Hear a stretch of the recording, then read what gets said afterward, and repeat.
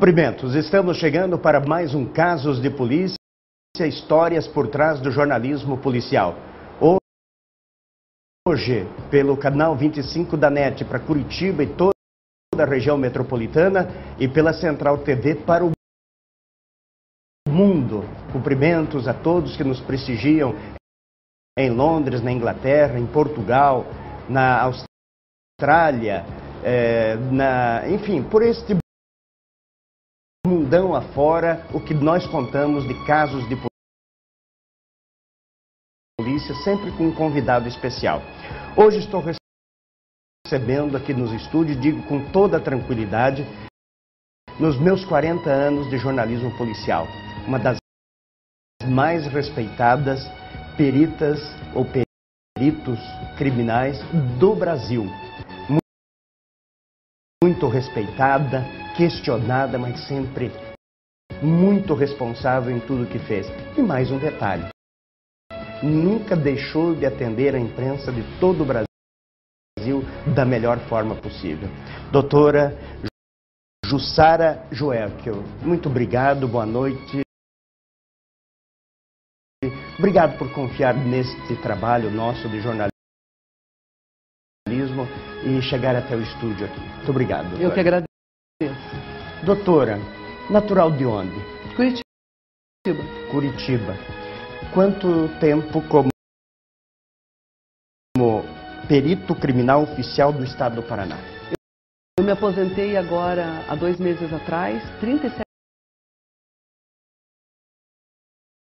anos no funcionalismo público, 25 anos na perícia oficial do Estado do Paraná. Quando a doutora Jussara chegava aqui aos estúdios, confiando em nosso trabalho, eu dizia aos nossos colegas aqui, o meu diretor imediato aqui, que é o Paulo Bis, o Saulo Bis, e ao nosso diretor-geral de programação, que é o Rodrigo Kazuki. A doutora sempre teve muito cuidado com o seu cabelo, com a sua maquiagem, com a forma de se apresentar, mas nas madrugadas, ao lado dos cronistas policiais, a imprensa policial, nunca se omitiu em pular uma valeta, atravessar um rio, entrar na mata, sempre em busca de um trabalho extremamente responsável, né? Como é que conseguia fazer isso, doutora? Como é que administrava essa situação? Olha, eu vou te dizer uma coisa com muito orgulho. Eu escolhi a carreira que eu tive por praticamente toda a minha vida, e foi a minha primeira carreira. Eu gostava muito do que eu fazia, eu gosto muito do que eu faço. Eu sou perito criminal, independente de estar aposentada, eu posso atuar como perito criminal. E eu tenho a sensação de que é um dom, de que você resolve trabalhar numa certa profissão por dom. E quando é dom, você é feliz. E quando você é feliz, você faz qualquer negócio para que aquilo saia bem. Eu pautei minha carreira na excelência. Tudo que eu fiz na minha vida, e eu tenho muito orgulho de dizer isso, eu fiz com excelência. Então eu sou uma pessoa que venceu, lutou, batalhou o bom combate e venceu. Hoje eu estou aposentada, tranquila, feliz por ter feito o que eu fiz com excelência. Doutora Jussara Joelkel, perito criminal oficial do Estado do Paraná. Faz aproximadamente 4 anos que uma adolescente foi assassinada na região metropolitana de Curitiba.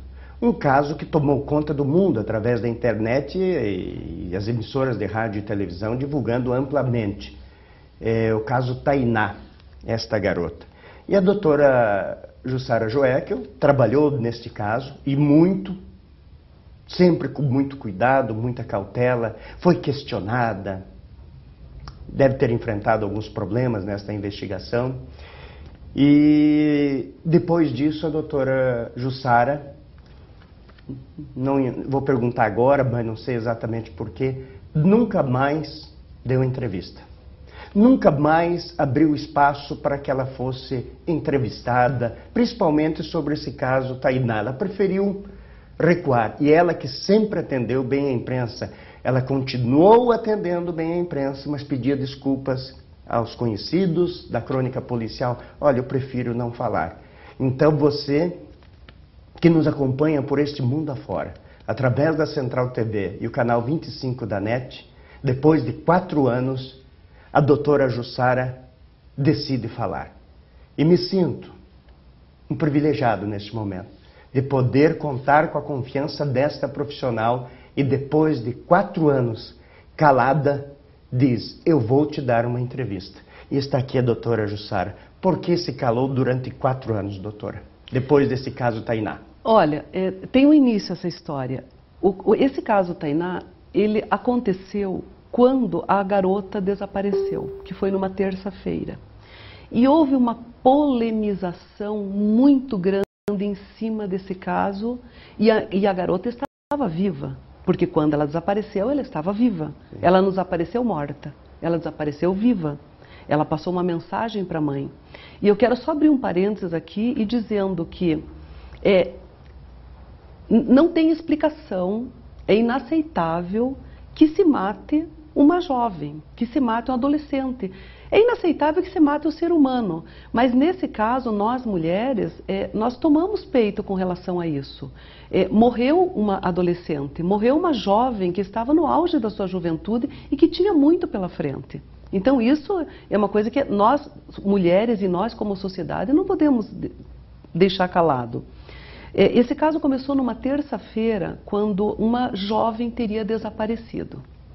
Só que esse caso ele já começou polêmico. Tem alguma coisa que nós não temos explicação, não tem como te explicar o que aconteceu nesse caso, porque a partir do momento que houve o desaparecimento da jovem, isso explodiu na internet, explodiu nas redes sociais, inclusive na quarta-feira de manhã, quando eu fui trabalhar, as estagiárias, tanto do IML quanto da criminalística, estavam em alvoroço, pedindo para que as pessoas compartilhassem o desaparecimento dessa jovem. Eu até fui uma que compartilhei, pode ver no meu Facebook no dia, isso por solicitação das outras jovens. Então houve uma mobilização social, principalmente entre os jovens, quando do desaparecimento dessa garota, que foi numa terça-feira.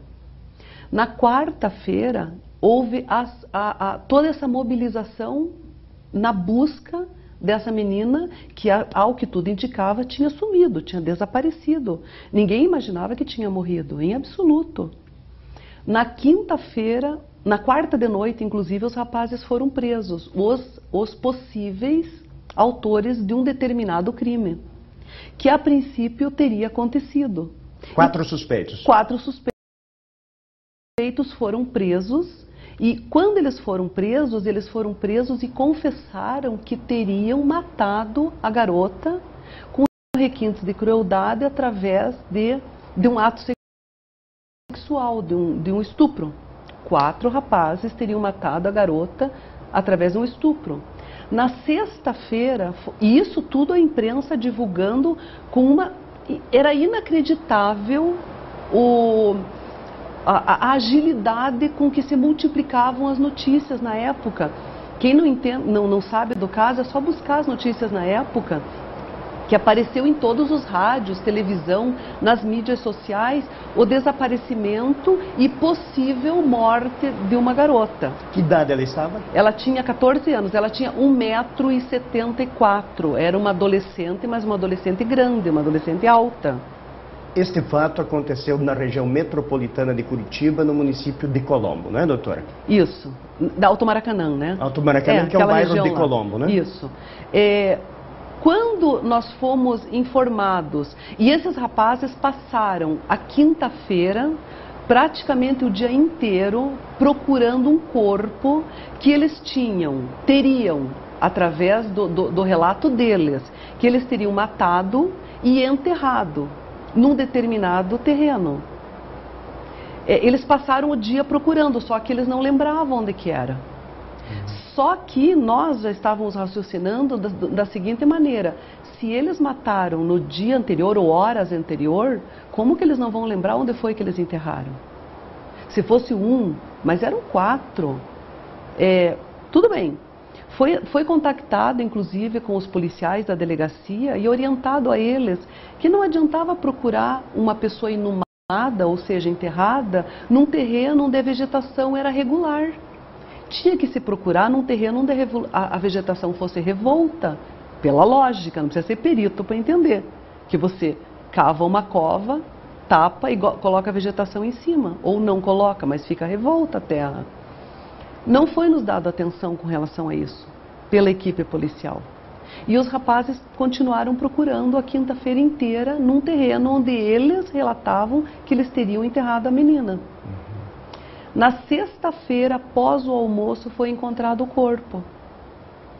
Quando foi encontrado o corpo e fomos chamados, o pessoal perícia, a pessoal da perícia que compõe o Instituto Médico Legal e o Instituto de Criminalística, nós nos dirigimos imediatamente para o local, que é o nosso trabalho. Doutora, quem encontrou o corpo?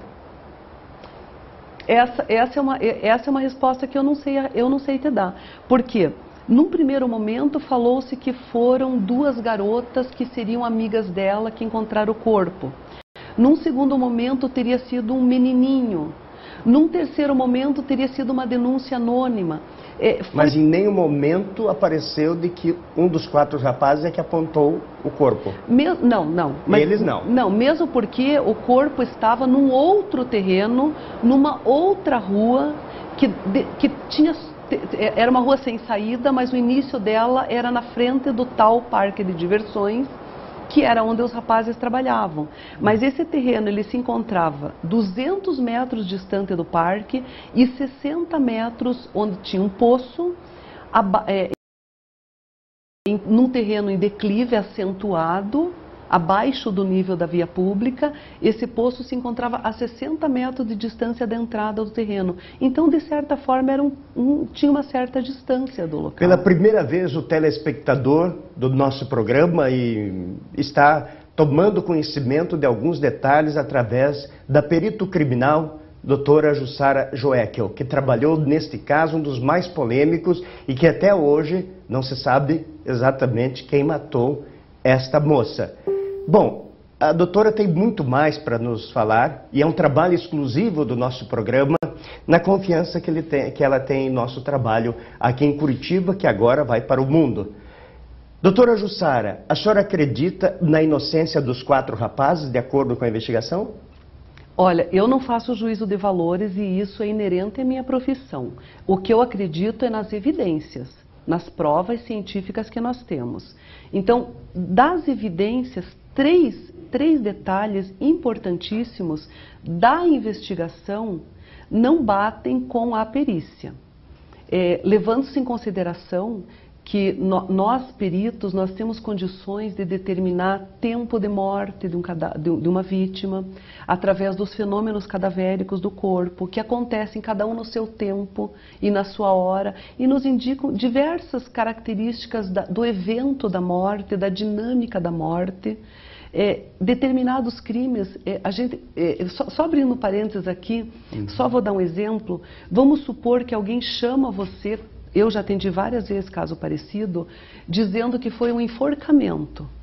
E nós chegamos no local e nós, através das evidências no corpo, nós concluímos que foi um estrangulamento ou uma esganadura. Que primeiro a pessoa morre por asfixia mecânica e depois penduram. E a morte, e o cadáver, ele fica com características parecidas ao olho nu. Mas através da pesquisa, depois do exame de necrópsia, nós determinamos que não foi um suicídio, foi um homicídio. Então, considerando-se isso e considerando-se que cada caso tem características próprias, quando nós fomos chamados, sabendo já, nos foi informado que o caso se tratava de um estupro seguido de morte. E como nós já atendemos milhares de casos, milhões não, óbvio, mas inúmeros casos de estupro, nós sabemos as características de um caso de estupro e elas são sempre parecidas. Nós sabemos as características de um latrocínio, elas são sempre parecidas. As características de um arrombamento, de uma explosão, de um incêndio, as características dos locais, elas são parecidas, não foge muito do comum. Uma coisa ou outra foge, mas o geral não foge do comum. Nós saímos do Instituto na sexta-feira, logo após o almoço, eram umas 3 horas da tarde, mais ou menos, e chegamos no local sabendo que íamos encontrar um caso de um cadáver enterrado que teria sido estuprada. Essa era a nossa visão, nós somos inclusive já com essa visão. Mas eu vou deixar o telespectador curioso, doutora, porque eu vou continuar. A doutora me respondeu depois que eu perguntei se ela acreditava na culpa, né, desses 4 rapazes, ela disse que ela trabalha com evidências, a senhora me falou. Então ela vai responder daqui a pouquinho. Outro detalhe que eu quero saber da doutora Jussara Joeckel, se esta moça foi estuprada. Eu entrevistei 2 delegados nesta mesma cadeira aqui, e eles disseram, ela foi estuprada. Eu quero saber da perito criminal, que é a doutora Jussara, se ela foi realmente estuprada, se ela sofreu violência sexual, e se esses rapazes foram torturados, se a doutora teve acesso a esta investigação. Enfim, são muitas as curiosidades, com exclusividade. Depois de 4 anos, a doutora Jussara Joeckel se manifesta através de um canal de televisão. Permaneceu calada, por motivos que só ela sabe, poderá dizer na sequência aqui. Doutora, eu gostaria de mudar o assunto, e você não desliga, por gentileza. Fica aqui que nós vamos continuar no caso Tainá, que é muito importante. Continua sendo investigado, né, doutora? Ele continua, é um caso que continua sob investigação, né, doutora? Continua? Eu espero que sim. Mas ninguém sabe ainda oficialmente quem matou, né, doutora? Não. Tá. Mas a doutora Jussara, ela tem muitos casos de polícia. Eu passaria aqui 50 dias, 50 noites contando muitos casos de polícia atendidos pela doutora Jussara Joeckel, e não contaríamos todos. Mas vamos retornar daqui a pouquinho com o caso Tainá, que é muito importante. Mas esta semana, ou na semana que passou, nós tivemos um julgamento importante na capital do estado do Paraná. 12 policiais sentaram no banco dos réus, foram absolvidos, e todos os dias do julgamento, até tarde da noite, lá no auditório, estava sentada a doutora Jussara Joeckel, estudiosa que é, analisando, ouvindo, pensando, e lá estava a doutora Jussara Joeckel. A senhora me permite, depois de mostrar uma matéria sobre esse julgamento, uma opinião sobre este fato, doutora? Claro. E depois nós vamos retornar com a Tainá, tá bom? O caso Tainá. Então nós vamos acompanhar a partir de agora alguns minutos do mais completo trabalho de jornalismo sobre o julgamento de 12 policiais militares que foram absolvidos no Tribunal do Júri há questão de uma semana. Vamos acompanhar. A partir de agora vocês vão acompanhar a maior cobertura jornalística do maior julgamento no estado do Paraná. Tribunal do Júri no Centro Cívico. Vocês, a partir de agora, vão observar detalhe por detalhe de 12 policiais que sentaram no banco dos réus. Eram 13. Um faleceu entre 2009 e 2017. 12, então, foram a julgamento. É o maior julgamento da história no estado do Paraná. Acompanhe agora. No primeiro dia, eu conversei com a promotora Ticiane Pereira. Vamos ver o que ela fala. Intervalo do julgamento. Doutora Ticiane Pereira, promotora. Como é que a senhora vê o trabalho até o final desse julgamento? Sim, será um julgamento, primeiro, boa noite a todos. Será um julgamento bastante tenso, aparentemente tenso também, né? Porque tendo em vista aí esse rol de abertura que todo o sistema garantista confere à defesa, e para algumas coisas a visão do Ministério Público é um pouco excessiva, fica um pouco difícil manter a paridade de armas. Nós somos ali uma instituição que é una, estamos em 3, e nós temos uma bancada que se estendeu nos últimos 3 dias, não se sabe por que razão. Efetivamente, ao nosso lado, longe desse clamor viciado ao público que foi dinamizado pela defesa através de criações de vídeo, nós só temos as provas. Por isso, eu conclamo a sociedade, para quem queira vir, venha para apreciar a prova, venha para apreciar o que efetivamente aconteceu, que está longe dessa polaridade criada pela defesa técnica de que o Ministério Público está contra a Polícia Militar. Não é MP versus PM, sempre foi MP com a PM. Quem está sendo julgado aqui não é a PM, são 13 elementos que apartaram da legalidade. E no Brasil, como nós não temos uma tradição de responsabilização das instâncias, causa espécie quando isso é divulgado. É muito difícil cortar na carne, o Estado cortar a carne do próprio Estado, mas talvez só essa possibilidade confira a maturação social. Nós não estamos aqui para entoar loas de que bandido bom é bandido morto, Nós não somos aqui também locutores de uma seita de direitos humanos desarrazoada. Ministério Público e PM sempre estiveram do mesmo lado. Não acreditem nessa ficção criada pela defesa de que bandido bom é bandido morto, porque nem eles acreditam. Para a defesa, bandido bom é bandido vivo e com dinheiro. Na sequência, no mesmo dia, conversamos com o advogado Dr. Cláudio Daledoni Júnior, um dos mais respeitados do Brasil. Dr. Cláudio Daledoni Júnior, um momento importante, um momento histórico aqui no estado do Paraná. Como é que está o trabalho? Estou muito gratificado, porque toda essa hipótese que foi levantada contra esses policiais, ela simplesmente está sendo derrubada a cada testemunho das próprias testemunhas indicadas pela acusação.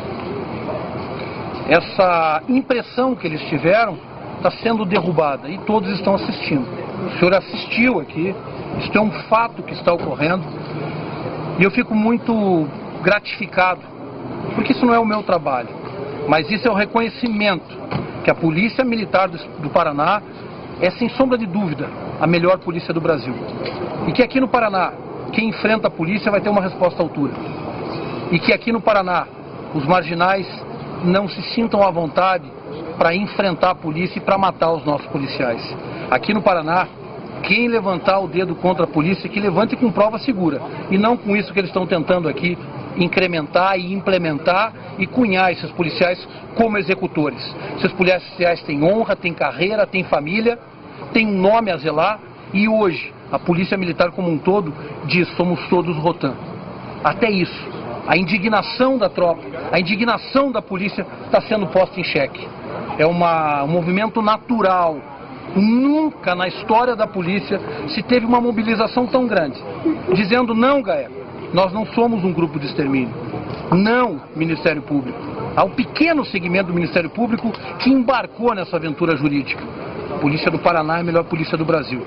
Somos todos Rotan. Doutor Cláudio Daledoni, claro, o senhor tem sempre muita convicção no seu trabalho, no que faz e tal, mas de acordo com o andamento, o senhor já espera que resultado? Eu não trabalho com a hipótese de outro resultado que não a absolvição desses homens. Isso, no país em que um resultado for diferente a esse, será um país em vias de dissolução, por faltar duas qualidades básicas: a moralidade e a justiça. Algo mais que o senhor queira acrescentar, doutor, antes do encerramento? Somos todos Rotan. Na sequência, já estamos no último dia, o 6º dia de julgamento. Vocês vão acompanhar a partir de agora, quando o advogado Cláudio Daledoni sai do tribunal, vai para o lado de fora do Tribunal do Júri em Curitiba, conversa, cumprimenta os policiais ao lado de uma fila enorme de pessoas que aguardavam com uma senha para acompanhar o julgamento. Nesse momento, ele se manifesta, ele cumprimenta os policiais e é aplaudido pelo público que está do lado de fora. Vamos acompanhar. Doutor Daledoni, estamos aqui no intervalo. Vamos aproveitar esse momento aqui, a imprensa se aproxima, para que possamos conversar um pouquinho. Intervalo, logo mais, no máximo que 1 hora, 1h30, o resultado, doutor. Encerrando agora a tréplica e daqui 2 horas nós vamos ter o resultado. Hoje o que está sentado ali são todos os policiais brasileiros. Hoje o que está em julgamento é se o bandido prevalece ou se o policial pode e deve defender a sociedade. Pasmem, 2 assaltantes perigosos que atiraram na polícia, que roubaram durante o dia inteiro, estão pedindo uma indenização de 20 milhões para o Estado. É isso que o Conselho de Sentença tem que entender. É uma inversão de valores que ela tem que ser denunciada. Isso não pode prevalecer. Polícia é polícia, bandido é bandido. E não é o discurso do bandido bom é bandido morto. Essa bandidagem tem que ter limite. E o limite deles são esses valorosos heróis que deveriam receber uma medalha e nunca um dedo na cara e pedindo-lhes a condenação de 100 anos de reclusão. Condenar esses homens é condená-los à morte. Doutor Cláudio Daledoni, o senhor dizia há poucos instantes, no momento que lhe dada a palavra, durante esse julgamento, de que se esses homens forem condenados, eles estarão condenados à morte dentro da prisão. Como é que o senhor explica isso, doutor? Seriam assassinados lá dentro? Eles vão ser mortos lá dentro. O presídio estará em festa, o PCC vai agradecer, eles estão nos assistindo. Tem ali uma live do Facebook, do meu Facebook, eles estão nos vendo. A condenação vai ter festa no presídio. Coloque esses policiais, eles vão morrer. Eles não ficam no batalhão, eles perdem a farda e vão para a penitenciária. Quem é que vai garantir a vida deles? Quem é que vai garantir a vida dos filhos? Quem é que vai garantir a vida dos filhos desses homens? Estarão condenando famílias, estarão colocando a tropa num desânimo, estarão acovardando a polícia. O crime organizado agradece. Doutor Daledoni, até para encerrar, o senhor está aqui do lado de fora, nesse momento, cumprimentando um a um todos os policiais, familiares dos policiais, cumprimentando, parabenizando pelo trabalho. Agora, doutor, eu busquei numa frase, numa entrevista recente com a doutora Ticiane Pereira, que é a promotora, e ela disse o seguinte: se o senhor quiser comentar, comente, doutor, do contrário, fique bem à vontade. Bandido bom é bandido vivo e com direitos. O que o senhor diria? Que é uma pessoa extemporânea, é uma pessoa que está vivendo um mundo ideal, é uma pessoa que é promotora de justiça, que tem um bom salário, que tem segurança pessoal, que tem porte de arma funcional e que não vive a realidade que a grande maioria da população vive.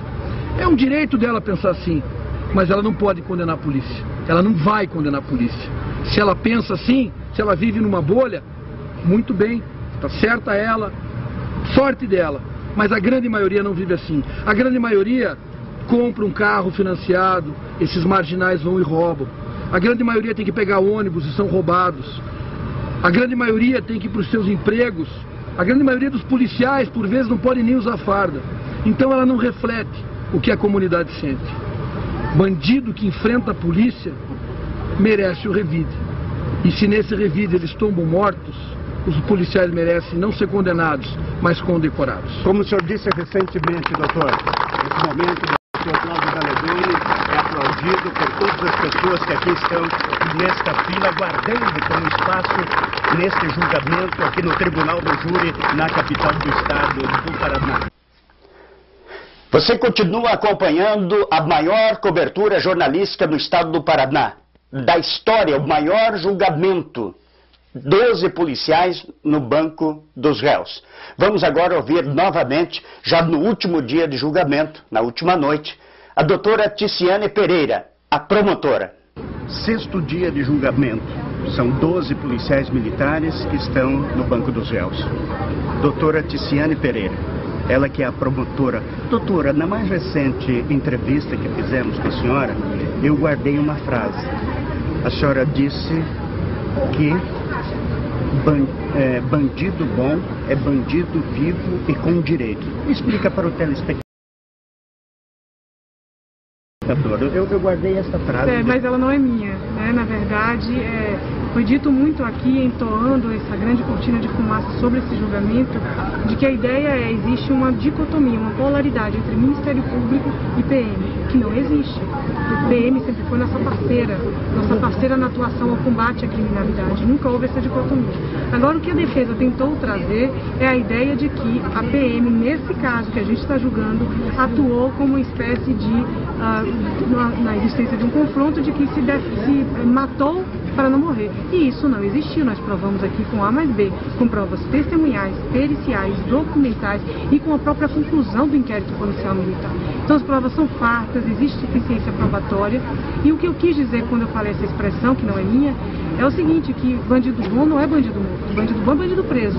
Mas o que na verdade a defesa gosta é bandido vivo e rico, que esse paga em movimento essa grande miríade que é a política criminal da liberdade injustificada. Então o que eu quis desmistificar foi essa ideia, de que eles defendem que bandido bom é bandido morto. Bandido bom para eles é bandido vivo e rico. Mas evidentemente cumprimos nosso dever. Acabou a chance probatória do MP, agora a defesa vai falar em tréplica. E para nós é extremamente, eu não vou falar nem expressão gratificante, mas é extremamente suficiente a ideia de que cumprimos nosso dever funcional, que é o de defensor da sociedade, que é a ideia, a gente não recebe mandato de vítima, ninguém está aqui pelas 5 vítimas, está aqui por Curitiba inteira. Então, cumprimos nosso dever, estamos muito cansados, mas Claro, agora não depende mais de nós, depende do convencimento desses 7 jurados. E como é soberano, o veredito deles é soberano, claro, iremos respeitar, mas em caso de uma divergência pior, nós vamos recorrer, evidentemente. Quanto ao crime de fraude processual, em relação a todos responderam não há materialidade prejudicada nos demais quesitos.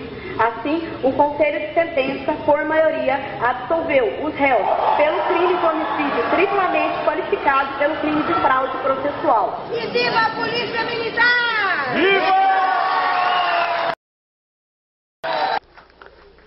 Já encerrando, já no momento da decisão, onde os 12 policiais foram absolvidos, nós acompanhamos passo a passo do advogado vitorioso, Dr. Cláudio Daledoni, quando ele deixa o tribunal, vem para a frente para uma entrevista coletiva. Na sequência, eu vou conversando com várias pessoas, inclusive com um dos policiais que estava em julgamento, com a mãe dele e com uma criança. Esta é a história, a maior cobertura com imagens exclusivas para você que nos acompanha por este mundo afora.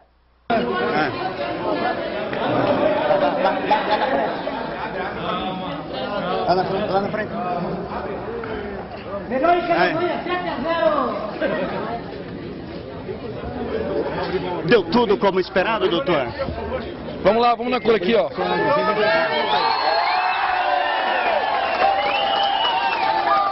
Vem equipe aqui, vem equipe. Cadê o Caio? Vem, Caio. Vem, Caio. Vem, Caio. Assume. Ficando mais altinho aqui, ó. Manda um pouquinho mais alto aqui. Mais pra frente, mais pra frente.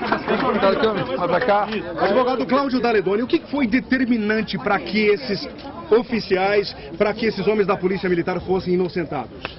Uma investigação absolutamente capenga, uma investigação direcionada, um preconceito para com os policiais. Isso tudo o jurado enxerga, isso tudo o Poder Judiciário rechaça. Nós não tivemos uma apuração séria e durante esses 6 dias nós conseguimos exibir isso para o Conselho de Sentença. São 9 anos de uma guerra e de uma batalha. Nós, durante esses 9 anos, fomos atacados de todas as maneiras, de todas as formas que vocês possam imaginar. Mas sempre confiamos que no dia do julgamento nós teríamos vez e voz, representando a Polícia Militar, demonstrando que a polícia daqui não tem a história da polícia que mata. A polícia daqui é a polícia que protege, é a polícia que dá o escudo para a sociedade. Nós somos todos Rotan, somos todos Polícia Militar.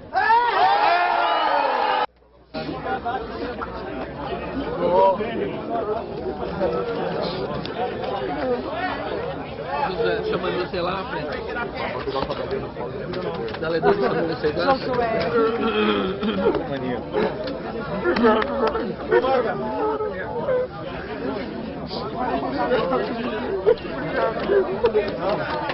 Um momento importante, nós que acompanhamos desde o início toda essa luta, está aqui com o papai, o Magalhães, vem cá Magalhães, Magalhães pai, Magalhães filho, diga de toda essa trajetória, meu irmão.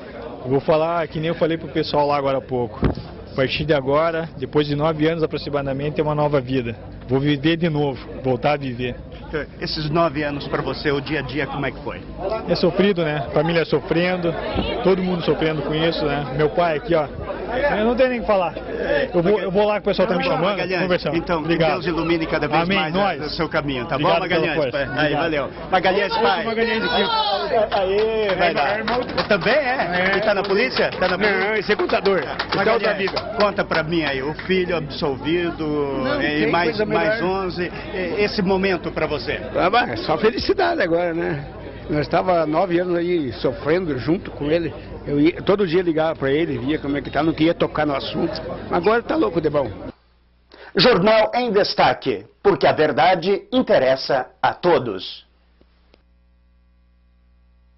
Quero agradecer a toda a equipe do Jornal em Destaque, que tem também a minha responsabilidade, jornal impresso, jornal online, e que me proporcionou esse trabalho nos 6 dias de julgamento no Tribunal do Júri em Curitiba. Com a palavra, uma das mais respeitadas peritos criminais do Brasil. Ela que é perito criminal oficial do Estado, agora recentemente aposentada. Doutora, a senhora esteve todos os dias, todas as noites acompanhando. Qual é a sua avaliação? Eu queria pedir permissão para fazer um adendo aqui com relação à frase da promotora. E eu vou mostrar para você, cientificamente, tecnicamente, que bandido bom é bandido morto. Por quê? A pessoa, quando ele nasce e ele tem a índole de ser um ladrão, porque bandido começa a vida como ladrão. O bandido mesmo, o bandido que começa a vida na bandidagem, ele é ladrãozinho. Aí ele se envolve com tráfico e aí o crime vai envolvendo ele e ele mata. Mas ele começa o crime, a pessoa que tem a índole de bandido, ele é eminentemente ladrão. Deixando-se de lado os políticos, que eu acho um absurdo, que são ladrões e que cresceram, deixando isso de lado, eu vou te dizer o seguinte: nessas minhas quase 3 décadas que eu trabalhei com morte, todos os dias eu vi gente morta, eu vi mãe chorando por causa de gente morta. Eu vi que o crime, ele tem um limiar muito pequenininho entre a normalidade e a anormalidade. O rapaz, quando ele sai para roubar, o criminoso, e ele é jovem, porque você não conhece bandido velho, tirando os políticos, que tem meu repúdio total, mas o bandidinho de carreira, o carreirista, ele começa a vida dele como ladrão, e ele começa a afanar ou roubar, depois ele passa a roubar a mão armada, mas ele é intrépido, ele é ousado, ele não tem medo de nada, ele não tem medo de morrer e ele não tem medo de matar. Quando ele sai para cometer um assalto, e isso você vai saber de uma pessoa que já foi assaltada. Se uma pessoa já foi assaltada, já foi roubado um carro, houve um sequestro na família, houve algum tipo de malandragem por parte da bandidagem, essa pessoa é a melhor pessoa para te contar como que o bandido age. Ele é jovem, ele é uma criança, porque a maioria deles tem entre 15 e 19 anos. Quando chega aos 23 é muito. Eles são intrépidos, eles matam por qualquer coisa. Eles acham, na cabeça deles, que eles são invulneráveis e que eles são maiores do que eles são. Então, quando o cara é muito bom no mundo do crime, ele se expõe muito. E quando ele se expõe muito, ele morre cedo. Por isso que o bandido bom é bandido morto. Quando você vê um piá de 17, 18 anos morto, que acabou de cometer um assalto e se acertou com a polícia, ou com as próprias vítimas, ele era bom. Porque o bandido ruim, aliás, o bandido bom, ele morre cedo porque ele é bom. Porque ele era bom no que ele fazia. Então essa frase, bandido bom é bandido morto, ela é correta. Porque o cara, quanto melhor mais cedo ele morre. Haja vista, se você for ver as guerrilhas, os soldados, são todos crianças. Eles são audaciosos, eles se põem na linha de frente. E claro que quem se põe na linha de frente morre primeiro. Eu atendia muitos anos atrás um bandido assaltante com 50 anos. Veio polícia de todo o Brasil ver o cadáver, porque não acreditava que o cara viveu tanto tempo como assaltante. Então, o bom assaltante, o cara que eles consideram, e eles têm uma ética entre eles maravilhosa, né? Haja vista que o PCC se formou de uma maneira espetacular e eles não têm sistema de informática, eles são tudo ali na caneta, no papel, na mente criminosa deles, porque eles têm uma ética. Então, quanto melhor o cara, mais ele é intrépido, mais ele vai para a linha de frente e a possibilidade dele morrer é maior. Ele vai assaltar uma pessoa, ele não sabe se dentro do carro tem um policial, tem uma pessoa armada. Ele vai assaltar, e o que ele faz? Ele assalta a vítima mais vulnerável. Só que nem sempre a vítima mais vulnerável, por exemplo, eu ando armada. Se você me vê andando no meu carro na rua, você imagina que eu ando armada? Não. Aí o cara vê uma loira passando, senhorinha de meia idade, vai meter o berro na cabeça, vai tomar um tiro. Bandido bom é bandido morto, sim, porque ele morre cedo. Ele é tão bom que ele morre cedo. Doutora Jussara Joeckel. E a senhora ouviu ali a frase da promotora também, né? Mas ela não está correta. O teu direito acaba quando você esbarra no direito do outro. A partir do momento que você descumpre a lei, você não tem mais direitos. E eles sabem disso. Por isso que eles se pelam de medo da polícia. Resultado e todos os policiais absolvidos. A senhora tem uma opinião sobre o resultado, doutora? Olha, eu sou policial, eu tenho um filho cadete da Polícia Militar, tenho muito orgulho de ter criado mais um policial na família. Eu senti muito a situação desses policiais. Eu acho que o Ministério Público não soube explorar as provas que falou que tinha, porque a partir do momento que eles falaram que tinham provas, eles não souberam explorar se eles tinham provas. O que aconteceu nesse dia, que foi um desafortunado dia, em que morreram esses 5 meninos, que eram assaltantes, e que isso é provado porque eles estavam assaltando o dia inteiro, e o carro, inclusive, era um carro roubado. A partir do momento que eles furaram a barreira policial... Gente, você em sã consciência furaria uma barreira policial? Não. Você imagina a audácia, a intrepidez de um carro, que é um Gol, que é um carro que não tem potência. Um carro com 5 dentro. Os 5 estavam armados porque foi apresentado armas e eram revólveres. A polícia não trabalha com revólver, não, pelo menos não aquele tipo de revólver. Dentro do carro haviam produtos dos roubos que eles tinham feito. Então os 5 eles estavam ali para o que desse e viesse. A partir do momento que eles furaram a barreira policial, eles decretaram a morte deles. E eles sabiam disso. O que veio depois para eles não tinha importância. E o que aconteceu foi a morte dele. Eu sinceramente não tenho como te explicar o que exatamente aconteceu aquele dia. Mas nós temos que respeitar o que aconteceu no tribunal do júri, né? O júri é soberano, e se eles foram absolvidos, é porque assim o quis a soberania do júri. Eu confesso a você que fiquei aliviada por ser policial, por ter um filho policial. Não concordo com a execução, mas eu te digo com todas as letras que há que ter uma maneira de parar essa piazada do diabo que sai de manhã com o intuito de furtar, subtrair o bem do outro. Uma pessoa que trabalha a vida inteira, que compra um carrinho e que é roubado esse carro, vai te explicar isso que eu estou te falando, a dor que é. Eu falei muitas vezes na minha vida com pessoas sequestradas, pessoas que sofreram tentativa de estupro, o horror de uma pessoa nas mãos dessa criançada, e são todos crianças. Você não vê um bandido com 30 anos, é criançada. O horror, o terror que eles tocam, ou seja, eles estão ali para o que der e vier, e eles sabem que o final deles vai ser a morte. Então, eu sinto muito. O Ministério Público recorreu, né, doutora? Eu tenho a impressão que sim, até ouviu alguma coisa ontem sobre isso. Ontem saiu esta informação, o Ministério Público recorreu. É possível que aconteça outro júri? A senhora que tem experiência na área, é possível que aconteça? Agora vai depender da justiça, da interpretação da justiça. Interpretação, né? Eu acho difícil por ter sido unanimidade. Certo. Né? Doutora Jussara Joeckel, muito obrigado pela opinião nesse caso aqui, que a senhora foi uma espectadora neste caso, né, doutora? Permaneceu os 6 dias lá no Tribunal do Júri. Retomando, então, um dos casos mais polêmicos no estado do Paraná, a morte da garota Tainá em Colombo, região metropolitana de Curitiba. Doutora, a Tainá foi estuprada? Não. Olha, existe o exame de local, que é feito pelo perito criminal oficial. Existe o exame de necrópsia, que é feito pelo perito criminal legista. Foi feito o exame no local e havia uma divergência entre o que nós saímos para atender e o que nós encontramos ao atender.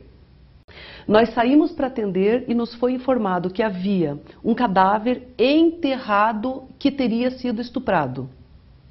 Nós sabemos exatamente quais são as características de um cadáver após ser estuprado. Existem lesões de defesa, existe desalinho de vestes, de cabelo, existem inúmeras lesões no corpo indicativas de que a pessoa tomou uma atitude para se defender. Ninguém se deixa estuprar. Existe o estupro, ele tem que agir com violência. Não, a violência ela é característica por alguns sinais. Eu precisava ouvir a senhora, porque eu ouvi delegados aí na sua cadeira afirmando de que Tainá foi morta e foi estuprada. Então, a senhora, que é a autoridade máxima neste caso, não foi estuprada? No exame do local, nós já verificamos que não. Foi realizado um exame de necrópsia. Nesse exame de necrópsia foi constatado que não havia sinais de violência sexual. Não contentes com isso, os advogados de defesa das pessoas que depois foram acusadas de tortura, tal, que não vem ao caso, solicitaram, e a família solicitou, e houve uma comoção para que houvesse a exumação do corpo, para que nessa exumação se determinasse. Essa exumação foi realizada com a supervisão do Ministério Público, que esteve durante a exumação. Então, não houve estupro. No exame do local foi caracterizado que não houve estupro. Esse exame de necrópsia foi constatado que não houve violência sexual. Por quê? Porque era esse o indicativo. Porque era isso que nos diziam. Por isso que nós tínhamos que constatar. E a causa-morte, doutor? Foi asfixia mecânica por estrangulamento. Estrangulamento. Explica para nós o que é uma morte por estrangulamento. Como é que é? Tem asfixia e estrangulamento. São diferentes, doutora? A asfixia mecânica é a modalidade. E daí o estrangulamento foi a forma de ocorrer. E como é que ela foi morta? Pelo cadarço do tênis. Do tênis, colocada no pescoço até a morte. Isso. É isso? Isso que ficou tecnicamente constatado. Isso. E as características internas do corpo nos diziam que ela morreu de asfixia mecânica. Doutora, boato ou é verdadeiro? De que quando o corpo da Tainá chegou no Instituto Médico Legal, estava sendo examinado por um médico, e de repente outro médico foi acordado em casa e ele tomou as vezes e passou a examinar este corpo. E houve a briga dos dois médicos em cima do cadáver. É verdade, doutora? A briga é verdade. O que aconteceu... Que bom que você perguntou isso. Eu acho que é importante a população saber. Porque você não sabia. Você, telespectador, até agora não sabia deste detalhe que nós sabemos, mas eu esperei 4 anos para fazer esta pergunta para a doutora. É verdade que 2 médicos brigaram na hora do exame ou durante este trabalho no Instituto Médico Legal, doutora? O que aconteceu foi o seguinte. Quando o corpo da Tainá deu entrada no Instituto Médico Legal, nós não sabíamos, porque nós viemos junto com o corpo.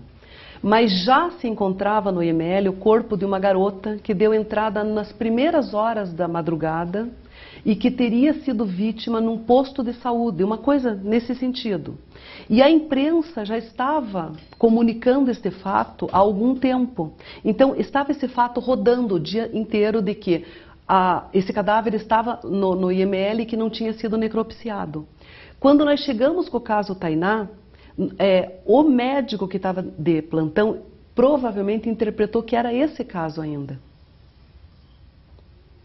E ele falou que ele ia, mas que ele ia mais tarde, quando nós ligamos para ele. Olha, nós estamos chegando com um caso polêmico, que é o que tudo indica, dizem que foi estuprada e que não tem característica nenhuma de estupro. É uma coisa complicada para nós também.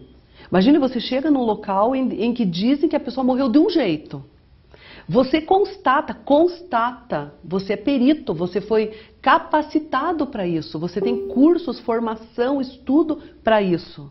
Constata que não, que tudo indicava que não houve violência sexual. Leva seu corpo para o IML. Chega-se no IML, o maior interessado éramos exatamente nós, que o legista dissesse foi ou não estuprado. Ou que se certificasse do que aconteceu, ou dissesse que nós estávamos errados. Ou ratificasse o trabalho da perito criminal. E a gente poderia não ter visto alguma coisa, porque estava tenso o ambiente. Mas, no local, tudo indicava que a guria não tinha sido violentada. Nesse momento, no Instituto Médico Legal, estava um médico junto do corpo ali? Não, quando nós chegamos no IML, não tinha nenhum médico lá. E nós chamamos o médico de plantão. O médico de plantão falou que iria mais tarde. Nós entramos em contato com o diretor da Polícia Científica na época, e o diretor da Polícia Científica mandou que fosse o chefe de plantão, que também é legista, que infelizmente morreu recentemente. Dr. Alexandre Gerbrand. A quem eu tenho muito carinho. E sinto muito pela morte. Morreu num acidente de trânsito em Curitiba com a viatura do Instituto Médico Legal. Morreu na ativa trabalhando. Eu quero que fique bem claro... O doutor Alexandre Gerbrand, um dos mais polêmicos médicos legistas do sul do país, concordava com a sua interpretação, com a sua perícia, com a técnica? Então, deixa eu te explicar antes disso. eu quero que fique bem claro uma coisa assim, em caráter definitivo. O que aconteceu no Instituto Médico Legal, no necrotério do Instituto Médico Legal naquele dia, para se levantar o que aconteceu, foram instaurados 2 inquéritos administrativos. Inquérito administrativo é um processo complicadíssimo, inquérito disciplinar, processo disciplinar, aliás, desculpe. É um processo que envolve muitas pessoas, provas, discussões. Os 2 processos foram arquivados porque naquele dia o que aconteceu dentro do necrotério foi absolutamente regular, não teve irregularidade. Tanto é que os processos disciplinares foram arquivados. Segundo, existem câmeras de segurança naquele ambiente. Então, o que aconteceu naquele ambiente poderia ter sido visto pelas pessoas. Nós, sabendo que existem câmeras ali, jamais iríamos cometer uma irregularidade. Mesmo porque nós somos profissionais e nós pautamos pela verdade. Doutor, a divergência ou a briga, como nós soubemos nos bastidores, aconteceu realmente dos 2 médicos em cima do corpo dela, junto do corpo da Tainá? Nós estávamos... o que aconteceu foi isso. Quando o médico falou que viria mais tarde, e nós já estávamos dentro do necrotério, e o Alexandre Gebran, que era o chefe do necrotério, recebeu uma ordem do diretor para que procedesse a necrópsia, ao que tudo indicava, pensando que era o caso daquela menina que já estava de manhã, que já estava há muito tempo. Sabe? Então, assim, parece que uma coisa puxa a outra para estragar tudo, mas não houve estrago. A senhora sofreu represálias por parte do poder no estado do Paraná? Olha, se eu sofri, não me incomodou. Porque eu sei o que eu fiz, eu tenho certeza do meu trabalho, então se alguém me criticou ou falou alguma coisa, não me incomodou. Quem matou a garota Tainá, doutora? Então, essa é uma pergunta que eu faço para a Polícia Civil do Estado do Paraná e para o Ministério Público, que não está cumprindo sua obrigação, cuja obrigação seria supervisionar a investigação da polícia. Se caso um dia a polícia consiga provar de que os 4 rapazes que foram tidos como torturados foram os autores, uma coisa não está certa. Eles não estupraram. Podem até ter matado, mas não estupraram porque, tecnicamente, a moça não foi estuprada. Não. Ela não foi violentada, ela não sofreu violência sexual, mas, como tem Deus, e Deus rege tudo, e tem uma força maior regendo a verdade, nós colhemos material genético dela, das cavidades genitais, e esse material foi encaminhado para exame. E nesse material, eu acho que é um golpe de sorte, encontrou-se um espermatozoide. Esse espermatozoide foi feito um confronto, porque a partir do momento que os rapazes disseram, relataram, sob tortura ou não, nós não temos como determinar isso, mas há um relato de que eles mantiveram relações sexuais com ela. E há um espermatozoide dentro dela, você tem que fazer o confronto desse espermatozoide. Esse confronto deu negativo para os 4. E esse confronto é absolutamente fidedigno. Ele passou por um laboratório renomado, que é o nosso laboratório. E não foi descoberto de quem é o espermatozoide? Esse espermatozoide está guardado, está aguardando. Então, de alguém é. Esse espermatozoide pode ser do dono.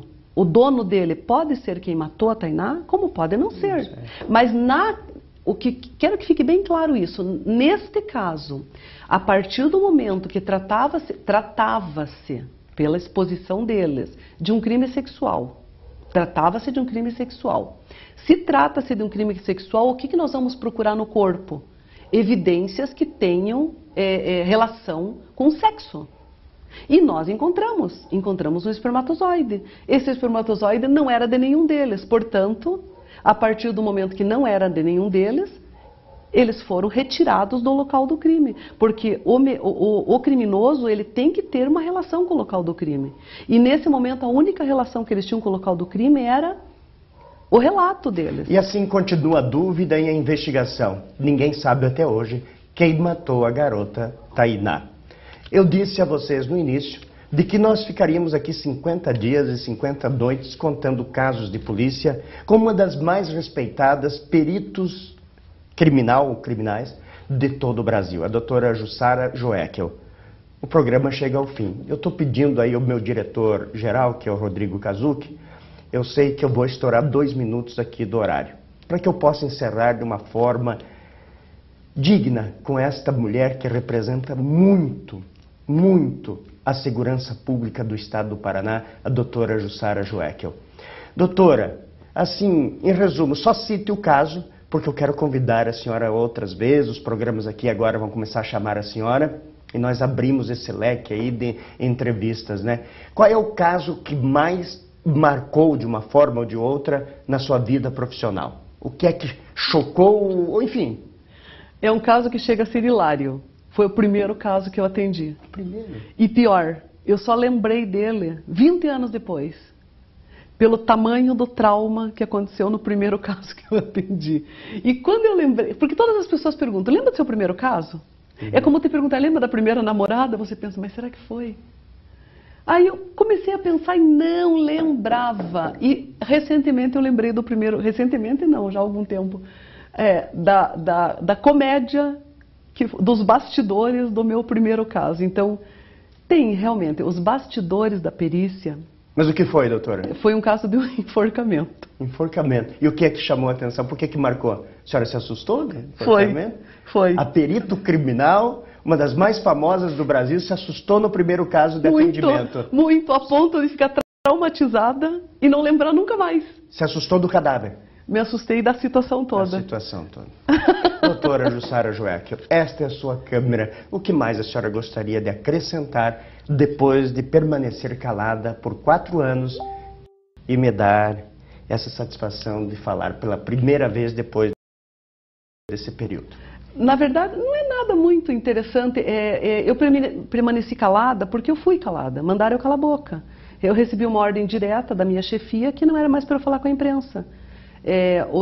Tanto é que os peritos, você pode ver como normalmente eu não tenho mais falado com a imprensa. Porque houveram, nesse caso Tainá, houveram interpretações de coisas que a gente falava, inclusive pelo sensacionalismo da defesa dos policiais. Pegavam frases que nós falávamos, como agora aqui nós estamos falando, eu estou rindo, estou bem à vontade. Então, muito obrigado, eu que agradeço. Pegavam casos, coisas pequenas e daí colocavam num outro contexto. Então, vamos supor que eu dou uma risada aqui para você, pegavam nesse contexto e faziam uma pergunta. Pergunta séria? E aí eu sou uma pessoa tranquila, a minha vida é tranquila, a minha profissão, eu fui calada. Isso não diminuiu em nada o meu trabalho. Foi a sua chefia? Eu continuei trabalhando como perito criminal. Depois do caso Tainá, atendi inúmeros casos de morte violenta, até que me aposentei agora recentemente por tempo de serviço prestado ao Estado. A senhora é nossa convidada para uma próxima e outros programas.